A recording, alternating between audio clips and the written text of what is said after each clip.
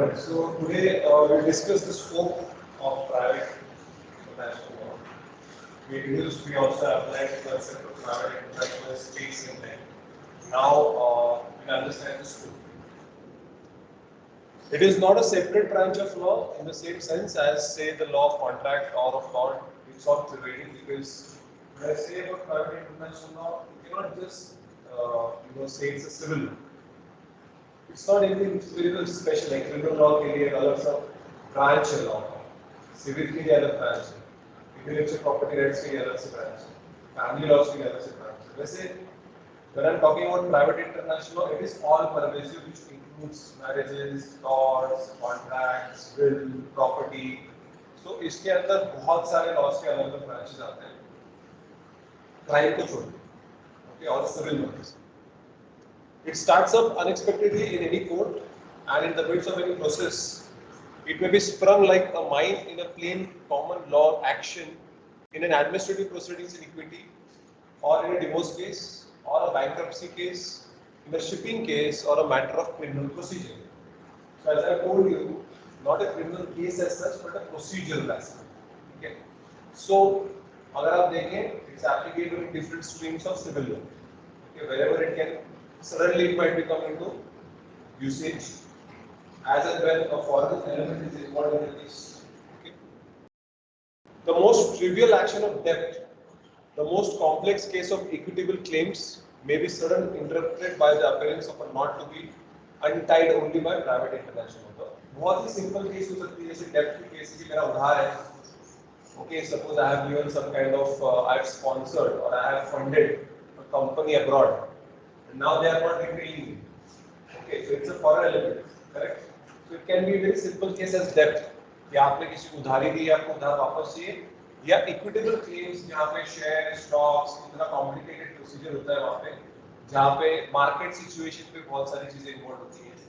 तो इतना complicated case भी हो सकता है और बहुत basic case भी हो सकता है जहाँ पे private international law का इस्तेमाल करके उस problem को sort out करने की कोशिश की जा सकती है. Nevertheless, it is a separate and distinct unit in the English legal system, just as much as the law of tort or of contract, but it possesses this unity not because it deals with one particular topic, but because it is always concerned with one or more three questions. तीन question हमने पहले already इसके बारे में discuss किया हुआ है, jurisdiction, laws and foreign judgment. ठीक है, तो because हर जगह पे आप इसका इस्तेमाल करते हैं, हर जगह पे आपको इसका इस्तेमाल करना पड़ता है जब कभी भी आपके डिस्प्यूटिंग पार्टीज में से एक पार्टी फॉरेनर, ठीक है. सबसे पहले मैंने बोला jurisdiction, correct? I told you about jurisdiction. Second, about the recognition and enforcement of foreign judgments. Okay, कौन से foreign judgments आपको अप्लाई करने हैं? मैंने बताया था, या मैं बता रहा हूँ कि आर्टिकल 21 का जितना इनॉपरेशन हुआ है हमारे देश में, it is because we are applying foreign laws in our country, foreign conventions such as the Universal Declaration of Human Rights. इससे हमने आर्टिकल 21 को बहुत एक्सपांड कर दिया. और DPSC like right to education we have converted it to a fundamental right through an amendment to the Constitution. क्यों कर पाया हम? This was only possible because we are recognizing foreign judgments. Now, I think it's in Italy where it was mentioned about a human rights discussion was there. It was absurd actually. It was quite absurd and it was quite criticized, the decision given by the foreign court, that in a flat system, the people who complained, they said because of the noise of the flush, we are not able to sleep. Toilet में जो flush किया जाता है, उस flush के आवाज के वजह से, कमोड के आवाज की वजह से हम सो नहीं पा रहे. So our human right, that is right to sleep, is getting disturbed, getting violated. And वो केस जीत गए. So इसका बहुत क्रिटिसिज्म हुआ कि आपने ह्यूमन राइट्स को मजाक बना के रखे हैं. किसी के फ्लश के आवाज से, यहाँ पे तो इंडिया में ट्रेन जा रही है, फ्लाइट जा रहा है, फिर भी लोग आराम से सोते हैं. बट वहाँ पे उन्होंने कहा कि just because of the noise made of by the flush, we are not able to sleep. Our quality of sleep is getting hampered. That's why our human rights are getting violated. So it was heavily criticized कि आपने Human rights is a much serious matter than that, where people are getting killed. For example, what's happening in Ukraine, what's happening in POK, what's happening with the Rohingyas of Myanmar, what's happening with the immigrants in Europe, what's happening with respect to the Muslims in the American and the European countries. इस तरीके से discrimination ये बहुत serious matters है. Toilet का flush और sleep का क्या link है? So जी हाँ, human rights को recognize करना जरूरी है, लेकिन उसका मजाक उड़ाना not acceptable. And the choice of कि कौन से कंट्री का लॉ प्रिवेल करेगा, ठीक है? जब भी फॉरेन एलिमेंट होता है तो हम देखते हैं डोमिसाइल क्या है, नेशनलिटी क्या है, what was the time of the transaction और what was the time when the offence was committed. ये सारी चीजें हम देख के डिसाइड करते हैं कि कौन से देश का कायदा अल्टीमेटली प्रिवेल करेगा.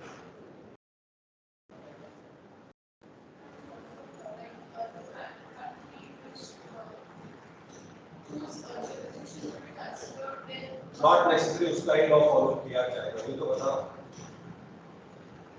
जुरिडिक्शन इंडिया की है, but we can apply foreign law in India, है ना? We can get inspired by foreign judgment and apply the foreign law in India. Not necessary. मैंने बोला कई देशों में तो लॉ ही नहीं है, क्योंकि हम जब प्राइवेट इंटरनेशनल लॉ पढ़ते हैं हम हमेशा इंडिया के बारे में पहले सोचते हैं. That's very normal. बाकी की भी देश के पास कायदे नहीं है, तो जुरिडिक्शन भले ही जाम्बिया का हो, लेकिन जाम्बिया के पास अगर लॉ ही नहीं है with respect to taxation, suppose with respect to marriages, with respect to contracts, उनके पास इतना तगड़ा होगा नहीं तो क्या करेंगे? बट इन्वेस्टमेंट आ रहा है ना उन देशों में, क्योंकि अफ्रीकन देश are very rich in minerals. वहाँ पे टूरिज्म है, वहाँ पे टूरिस्ट करके आप जाते हैं, आप वहाँ के टूरिस्ट गाइड ने आपको धोखा दे दिया, उसने आपको कॉन्ट्रैक्ट उनका साइन किया, आपने उन्होंने आपको ठीक तरीके से नहीं घुमाया, आपको इस रास्ते में छोड़ के भाग गए. वो भाई उसके खिलाफ जो कॉन्ट्रैक्चुअल ऑब्लिगेशन है वो कंप्लीट नहीं कर पाता, एक्शन लेने के लिए जाम्बिया में लॉ ही नहीं है, फिर क्या करेंगे? तो जुरिडिक्शन भले हमारा हो, लेकिन अगर हमारे पास उसको डील करने के लिए अगर कायदा नहीं होगा, मैंने पहले भी बताया आपको फॉरेन देश का कायदा इन्वॉल्व करना पड़ेगा, specifically when one of the elements is the foreign, one of the parties is the foreign party. We must be prepared to consider almost every branch of private law, but only in connection with these three matters. Private law मतलब civil law जो आपका होता है, मतलब with respect to your personal rights, जैसे contracts है, marriages है, divorce, it is not a public law, it's private law. ठीक है, सारे ब्रांचेस इसके अंदर कंसीडर करने हैं, but only with respect to this three matters: jurisdiction, foreign judgments and choice. ऐसा नहीं होना चाहिए कि हमारे देश में हम सिर्फ बाकी के देशों के कायदे इंप्लीमेंट करें, हमारा भी सोवरेनिटी है ना. सबसे पहले जुरिडिक्शन की बात करते हैं. द बेसिक रूल यही है कि जिस देश में क्राइम हो रहा है उस क्राइम का लॉ इंप्लीमेंट होगा. सिंपल. विक्टिम जहां का है वहां का. नाउ दिस कंसेप्ट और this norm is used in cyber law. Cyber law में क्योंकि जो हैकर है या जो क्रिमिनल, साइबर क्रिमिनल है, वो इस दुनिया में किसी भी कोने में बैठ सकता है और आपके पैसे चोरी कर सकता है आपके अकाउंट में से, या आपका प्रोफाइल हैक कर सकता है, आपको पता भी नहीं वो कहाँ पे बैठा है. बट नॉर्मली जो साइबर लॉ इंडिया में ये कहता है कि जहाँ पे विक्टिम है वहाँ पे केस फाइल करें, वहाँ का जुरिडिक्शन. ठीक है. The basic rule and common law is that the English court has no jurisdiction to entertain an action in personam unless the defendant has been personally served with a claim filed in England or Wales. देखिए, England में हो या India में हो, हमको foreign के case entertain करने का कोई अधिकार नहीं, अनलेस क्लेम्स इस कंट्री में हो. अगर हमारे देश में आप क्लेम कर रहे हो सर्टेन राइट्स, देन ओनली हमारा जुरिडिक्शन आता है. वो क्लेम ही नहीं कर रहे हैं, कोई लेना देना नहीं हमारे देश के साथ, तो वो क्यों केस फाइल करेंगे हमारे देश में? आप तभी फाइल करते हो जब आपको न्याय नहीं मिलता है और आपके साथ इनजस्टिस होता है, तब आप उस देश में केस फाइल करते हो. When you have some claims, when your rights are violated, otherwise why would you file a case in a country like Indonesia or India? Now, for example, all of us, if we file a case in Uganda, Tonga, Fiji, Zimbabwe, नहीं करते, क्या हमारा कोई लेना देना नहीं है. तो अगर क्लेम्स होंगे तो बात आता है. ठीक है. This rule, which cannot be satisfied while the defendant is abroad, applies of course whether the case has a foreign complexion or not. But there are three reasons which require the question of jurisdiction to be separately treated in the book on private international. तीन सवाल उठते हैं जिसके basis पे jurisdiction decide किया जाता है. First, there are certain circumstances in which the court is empowered by statute to assume jurisdiction. पहले तो कायदे में ही लिखा गया है अगर आप सीआरपीसी पढ़ेंगे तो सीआरपीसी में proper jurisdiction of every official and every court is given कि judicial magistrate second class, first class, chief judicial magistrate, metropolitan magistrate, assistant metropolitan magistrate, session जज, असिस्टेंट सेशन जज, उसके बाद हाई कोर्ट, सुप्रीम कोर्ट, हर एक जज का jurisdiction दे रखा है सीआरपीसी, हर एक कोर्ट का दे रखा है। तो कायदे में ही अगर दिया हुआ है तो would you blame for? Nobody, because it's the law. इसलिए अगर पुणे डिस्ट्रिक्ट सेशन कोर्ट है तो उसके पास वो केस सिविल मैटर है, तो डिस्ट्रिक्ट कोर्ट क्रिमिनल मैटर है तो सेशन कोर्ट, ये डिसाइडेड है, इसमें कोई ज्यादा चर्चे की बात नहीं है, सालों साल यही चलता रहा। Okay, a power which naturally is of greater significance in foreign than in domestic cases. तो नॉर्मली जब ऐसे सिचुएशन में फॉरेन केसेस ज्यादा सिग्निफिकेंट है, if there are more significant, then हमें वो कंसीडर करने पड़ेंगे, क्योंकि अगर हमारे पास उतना सिग्निफिकेंट जजमेंट नहीं है, डिसीजन नहीं है, लॉ नहीं है, तो इवन दो हमारा जुरिडिक्शन है, फिर भी हमें फॉरेन जजमेंट्स या फॉरेन लॉ को कंसीडर करना पड़ेगा और फॉरेन एलिमेंट को उसके हिसाब से जस्टिस देना होगा। There are certain types of action such as the petition for divorce, where the mere presence of the defendant in the country does not render the court jurisdictionally competent। आप शादी की बात कर रहे थे, शादी इंडिया में हुई, शादी इंडिया में हुई और सपोज वो दुबई चले गए, वे वेंट टू दुबई, वहाँ पे 2 साल हो गए, 3 साल हो गए, वहाँ पे वो रहते हैं, लेकिन शादी इंडिया में हुई, शादी रजिस्टर इंडिया में हुई, by citizenship they are Indians, लेकिन वो दुबई में जाके जॉब कर रहे हैं। ओके, तो mere presence of the victim or mere presence of the person who has filed the divorce petition does not mean कि jurisdiction दुबई की होगी, jurisdiction इंडिया की नहीं, समझ रहे हो? ये mere presence of that person in your country does not mean that you get the jurisdiction। Dubai का कोर्ट बोलेगा देखिए आप इंडियन हैं, आपने इंडिया में शादी की, आपने इंडिया में उस शादी को रजिस्टर करवाया और आप यहाँ पे सिर्फ जॉब या एजुकेशन या बिजनेस पर्पज से आते जाते रहते हैं, इसका मतलब ये नहीं कि दुबई की कोर्ट आपको रिलीफ देगा, सिंपल। बट हाँ, आपने शादी दुबई में की, आपने शादी दुबई में रजिस्टर करवाई, देन वहां का दुबई का कोर्ट आपकी केस को एंटरटेन करेगा, ठीक है। फिर आप इंडिया में आके बोलते हो कि डिवोर्स दो, तो बोलेंगे भैया डॉक्यूमेंट किधर है ना, वहां पे शादी करोगे, वहां पे रजिस्टर करोगे शादी का, फिर इंडिया में अगर आओगे और बोलोगे कि सर मुझे डिवोर्स चाहिए, तो बोलेंगे शादी कहाँ है, रजिस्ट्रेशन कहाँ है, समझ रहे हो? जिस देश में रजिस्टर होगा उस देश में, सिर्फ आप वहां रहते हो उसका मतलब ये नहीं कि वहां पे कन्वीनियंट है, वापस इंडिया पहुंच जाएगा केस करने के लिए, करेक्ट। तो चलो दुबई में डिवोर्स ले लेते, इतना आसान नहीं है, दुबई बोलेगा इंडिया में जाइए और डिवोर्स लेके वापस आइए, कोई प्रॉब्लम नहीं। There is a separate regime of jurisdictional rules in the case of defendant domiciled in a membership of the European Union। अभी जब मैं यूरोपियन यूनियन की बात करता हूँ तो वहाँ पे थोड़ी सिचुएशन अलग है, क्योंकि यूरोपियन यूनियन में उन्होंने जो सिविल लॉज है उन्होंने सभी देशों के बीच में एग्रीमेंट साइन कर रखी है, जब भी कोई सिविल डिस्प्यूट होगा हम सब सिमिलर लॉ अप्लाई करेंगे, समझ रहे हो? क्योंकि उनके अंदर बहुत सारा फ्री मूवमेंट ऑफ ट्रेड है, free movement of goods, people and services, कोई भी कहा जा सकता है वीजा की जरूरत नहीं, समझ रहे हो? इसलिए जब भी कोई सिविल डिस्प्यूट होती है तो उनके लॉज काफी सिमिलर है। ओके, इसीलिए यूरोपियन यूनियन में जुरिस्डिक्शन के लिए अलग इशू है, भले ही आप फ्रांस के सिटीजनशिप में, लेकिन आप यूरोपियन यूनियन में आप अगर आपने इंटेलेक्चुअल प्रॉपर्टी पेटेंट अगर आपने फाइल किया तो आप किसी भी देश में जाके पेटेंट को अपना एनफोर्स कर सकते हो, अपने पेटेंट का प्रोटेक्शन करवा सकते हो। वहां पे फॉर एग्जांपल नॉर्मली इंडिया की अगर मैं बात करूं, अगर आपको पेटेंट फाइल करना है तो आपका जो वेस्टर्न इंडिया में रहते हो तो मुंबई, अगर आप नॉर्दर्न इंडिया में रहते हो तो दिल्ली, अगर आप सदर्न इंडिया में रहते हो तो चेन्नई, ईस्टर्न साइड में कोलकाता, ये जुरिस्डिक्शन डिसाइडेड है। Will you go to Pakistan?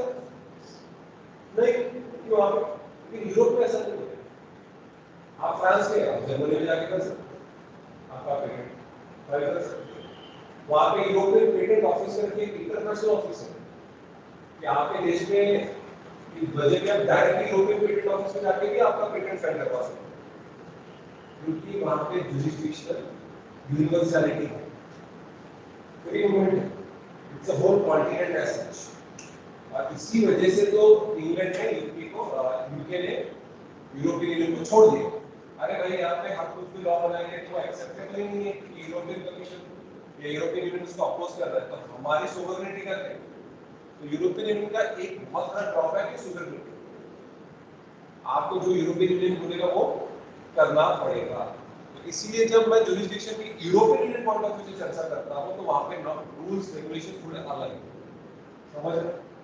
India में ऐसा कुछ नहीं, तो इंडिया में ऐसा कोई साउथ एशियन यूनियन नहीं। ट्राई किया था हमने, जो सार्क हमने जो एसोसिएशन फॉर्म की थी, south association of regional cooperation के लिए हमने किया था, south Asian association for regional cooperation SAARC, लेकिन वो फेल हो गया।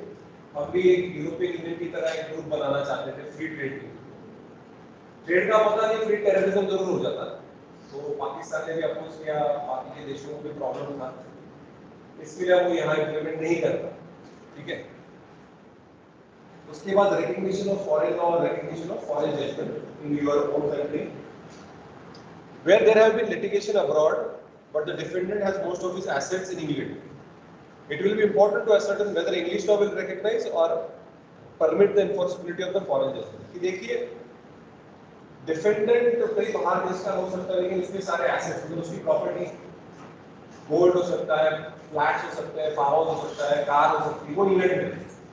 अभी that person might have died और that person might have gone somewhere else, जिसकी वजह से उसकी प्रॉपर्टी को डैमेज हो गया, या he might have died in state.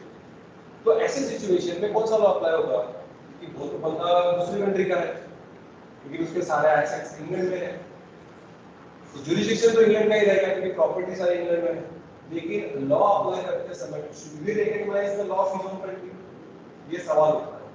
ठीक है, और ये बेस्ड सर्कमस्टेंसेस भी आपको गाइड करेंगे कि हम फॉरेन लॉ को इंप्लीमेंट करना है कि नहीं।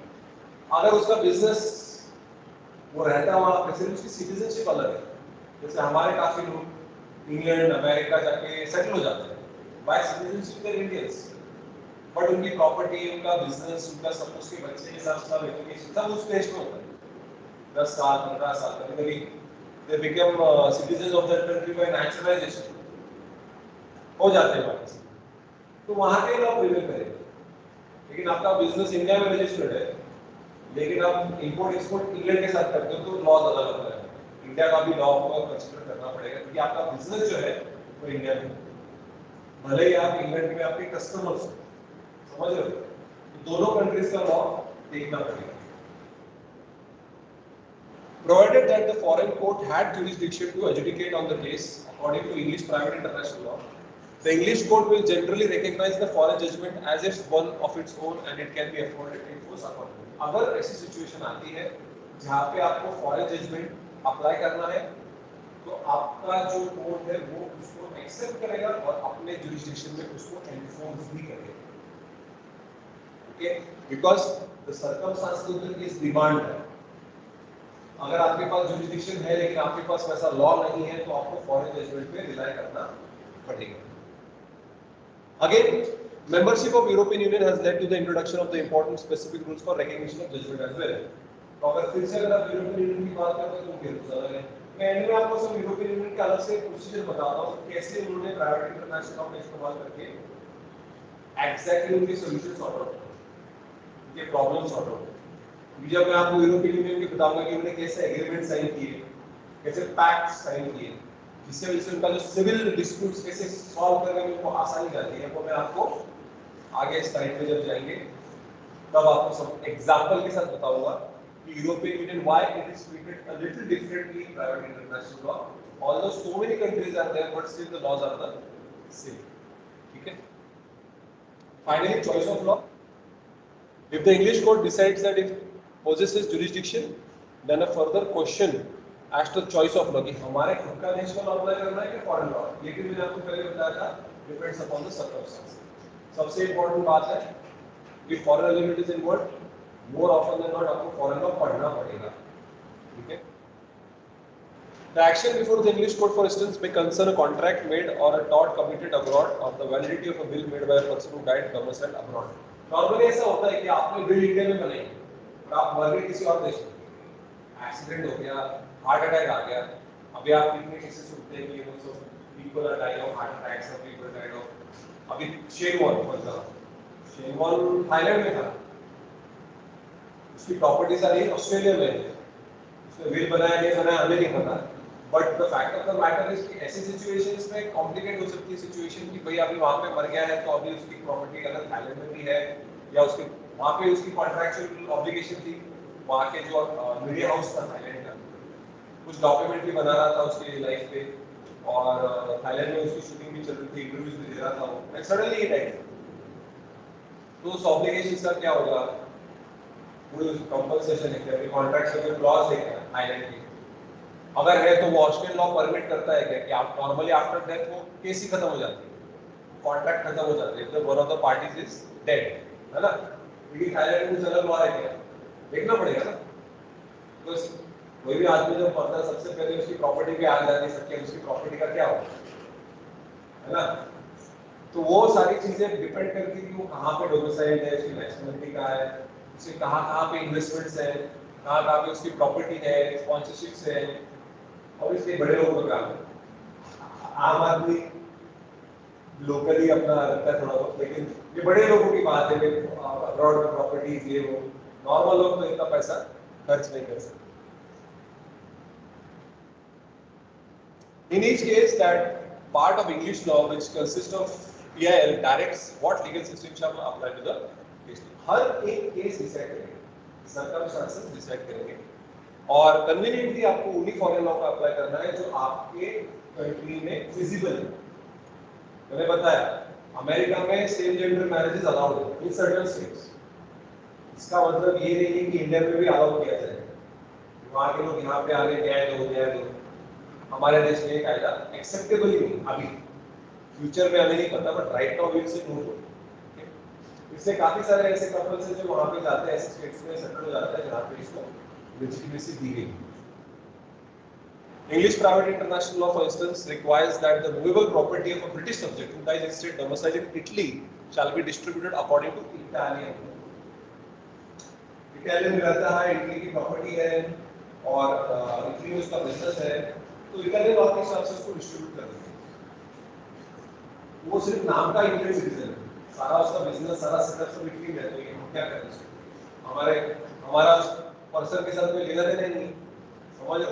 तो नॉर्मली अगर हम अक्षय कुमार की बात करें, वो कनाडा के हैं, कि प्रॉपर्टी भी कभी कनाडा में है, करेक्ट, तो वहाँ की जो प्रॉपर्टी उसको इंडियन लॉ क्या करेगा, इंडियन देना ही नहीं, क्योंकि वहाँ की प्रॉपर्टी का जो प्रॉपर्टी टैक्स है वो कनाडा को पे करता है, वहाँ की प्रॉपर्टी का टैक्स इजी पे टू इंडिया, इंडिया में जो मूवीज रिलीज करता है, इंडिया में जो बिजनेस करता है, उसके ऊपर इंडिया का रजिस्ट्रेशन।